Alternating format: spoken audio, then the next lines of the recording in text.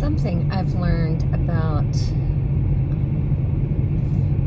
the water, this experience, is the water actually feels great. The air feels great. It's when the wind kicks up that you begin to feel colder.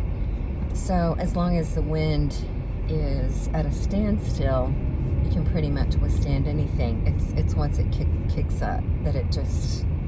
In fact, it feels warmer to stay in the water than to be out in the air where the wind is blowing, because I don't know what the wind chill is. It's definitely colder than the water.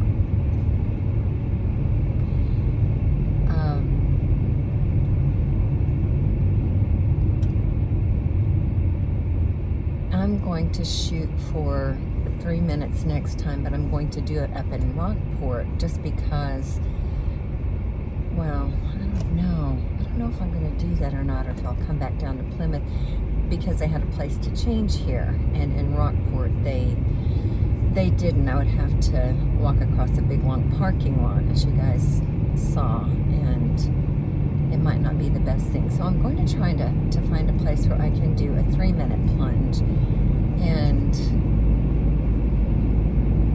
this time stay longer. And what you do is you move while you're in the water, and make sure that you move your toes and your fingers, and take deep breaths so that the internal organs can warm up. And as you're moving your fingers and toes, you're allowing that circulation to, what little circulation there is in the extremities, are actually going to the fingers and toes. And like I said, I heard this from a couple of, and I'd credit them, but I can't remember who it was. I think one was on Tom Bilyeu's Impact Theory. Maybe it was Wim Hof. I'm not sure who's the man who actually hiked Everest in shorts and boots only, no shirt, and ran at least one marathon on the North Pole in the same outfit. And I think maybe did more. And some people think that Wim has been given something extra, but he's actually taken people and trained them. He has a twin who was completely opposite him. He was very fit.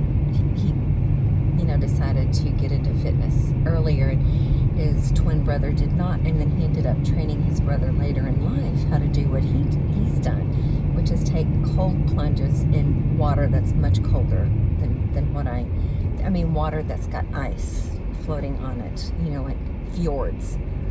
So I'm not sure where he lives, if it's Scandinavia or Canada, or I'm not sure where it is.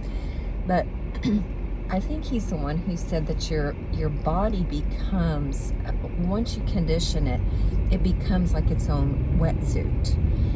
And the extremities, the skin, you can stay in, depending on how long, you can stay in a long time. It's pretty amazing. And you don't get the brain freeze, but you've got to train yourself to do that. It upregulates your mood, your, just a lot of things. I don't know how that all works scientifically. I'm still learning about that, and I can let you know as I find out. But trying to think if there's something else that you might need to know that's of interest. I think that those are the main things. You know what I noticed? I don't want to do Botox. I'm not going to do plastic surgery or anything. But there's this little crease right here in my head. Sometimes I go like this. I don't know where that came from. Maybe from thinking so much. You start doing that later in life. Well, let's see what I used to look like, Anyway, and I notice I'm getting, what can I say? It's what happens when you become a certain age. I'm sorry about the little cowlick in my hair. Sometimes I look like I'm wearing a bumpet on the front of my head.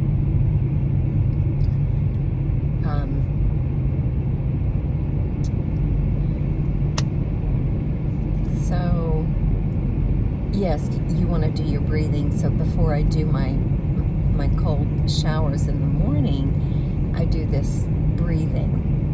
And so I think it's a minute where it's 1 minute where you're breathing deeply and you exhale through your mouth, and then you exhale and hold for 1 minute.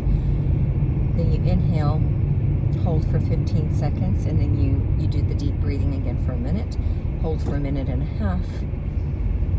inhale and hold for 15 seconds, inhale and exhale for a minute, exhale, hold for 1.5 minutes, inhale, hold for 15 seconds, and then you're ready to do whatever cold plunge or whatever. And once you do a cold plunge or a cold bath or I decided not to do baths. I prefer showers, actually. The showers are actually colder, and I think it's because of the contrast between the warmer air. It makes the water feel colder than if you are in the water and you're moving. So when I would do the cold baths, I'd get in up to my neck and I would just move my arms around a little bit. So it's taken me a while to get used to cold showers. I don't do hot and cold alternating anymore. I tried that a few times, but it didn't do as much for me as just the pure cold. So when you do your cold plunge, and this is what Ben Greenfield says, and sometimes I remember to do it in the shower, and sometimes I forget. You do what's called box breathing, where you breathe in for 4 counts, you hold for 4 counts, you exhale for 4 counts, and then you hold for 4 counts.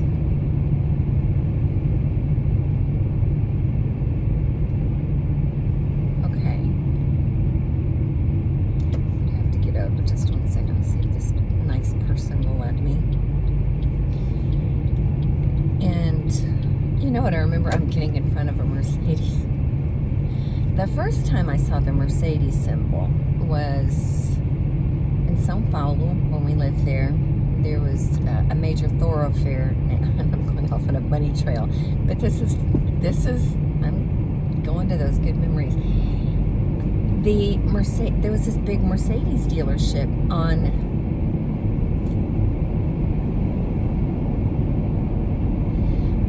sure I'm on the right road, on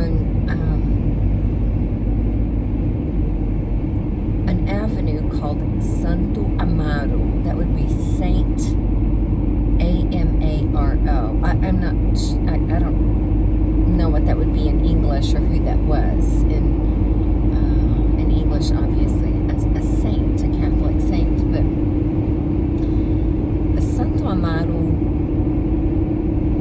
was also a biro, a neighborhood that we lived in our first house on Guarayuva, which was behind the polo field, and then several blocks away from our second house. And then the third and fourth homes the third home was a little bitty home behind the land that my parents had purchased where we built a house. And that was in Interlagos, where, oh good grief, I hope that stays on. It's probably going to pop right off. I need to be careful. I'm driving here.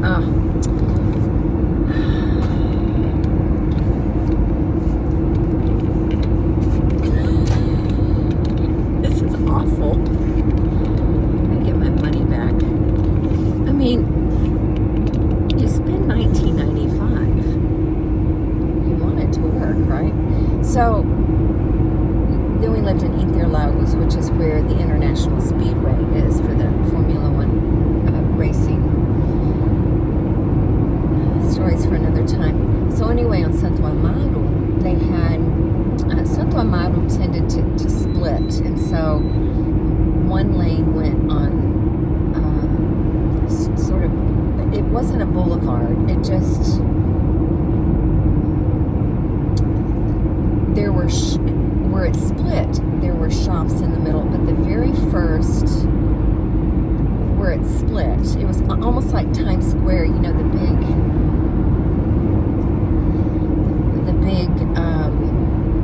Jumbotron, where you see it kind of going like this. There was a statue in the front of a man. He was a bandeirantes, which would have been, I think, like, he was a pioneer type, not a pilgrim, more of a pioneer. So there was this huge statue, and what was so neat about that statue, he's standing there, I think he's holding a gun, and he's got his bandeirantes hat on and the regalia, but it's all mosaics. It's 30, 40 feet tall. I don't know. It was pretty tall. Now, for a little kid, I might be remembering it wrong. And so right behind that, I think there was a bank, and then the Mercedes dealership, or maybe the Mercedes dealership, and then the bank. I think it was Banco do Brasil, the Bank of Brazil. But what I recall was that Mercedes symbol was so big, you know, and I thought it was cool. I thought, that's so neat that oh, I missed it. That was the sign. And I'm not going to go back because there are a lot. Okay, that said North-South 93. I kid you not. Oh, well, that's okay. It's okay. If I have another one coming up, I'll see if it is a funny sign. You're going north and south at the same time. So that peace sign, the Mercedes sign, I thought, oh, that's so neat that they have the peace sign on their cars. So that's my bunny trail for the. I'm going to have to go so that I can be safe on the road. And again, I need to make another pit stop. I do drink a lot of water. So be sure and drink a lot of water when you, not just when you work out, but when you do cold thermogenesis, because it may not feel like you need water, but you definitely do, as much as, because your body is actually burning up a lot of calories while you're doing that.